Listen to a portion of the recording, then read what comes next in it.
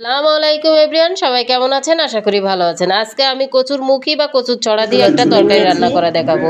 তো তার জন্য আগে কচুর মুখীগুলো সিদ্ধ করে সুন্দর করে পরিষ্কার করে নিয়েছি, আর এখানে কই মাছগুলো ধুয়ে হলুদ লবণ দিয়ে মাখিয়ে সুন্দর করে একটু ভেজে নিব।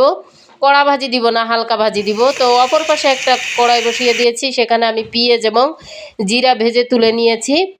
নেওয়ার পরে সেই কচুর মুখীগুলো সেই তেলের মধ্যে দিয়ে দিচ্ছি। এখানে কচুর মুখী এবং কাঁচামরিচ দিয়েছি। আর এখন দিয়ে দিব পরিমাণ মতো লবণ, পরিমাণ মতো হলুদ, এখন পরিমাণ মতো পানি দিয়ে দিব। বেশি পানি দিব না, যেহেতু সিদ্ধ করা কচুর মুখীগুলা, সেহেতু অল্প করে পানি দিচ্ছি। এখন কিছুক্ষণের জন্য ঢেকে রান্না করা পরে আবার তরকারিটা দেখি, এখন মাছগুলা দিয়ে দিলাম। মাছগুলা দিয়ে আবার কিছুক্ষণের জন্য ঢেকে রান্না করব। তা আমার তরকারিটা প্রায় হয়ে এসেছে, সিদ্ধ করা যেহেতু। আর এইখানে ছিল আপনার পেঁয়াজ এবং জিরা, যেটা ভেজে রেখেছিলাম সেটা বেটে সুন্দর করে একটা মশলা তৈরি করে নিয়েছি, সেটা দিয়ে দিলাম।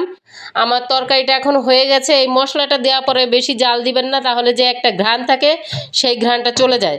তো আপনারা ভালো থাকবেন, সুস্থ থাকবেন। আল্লাহ হাফেজ।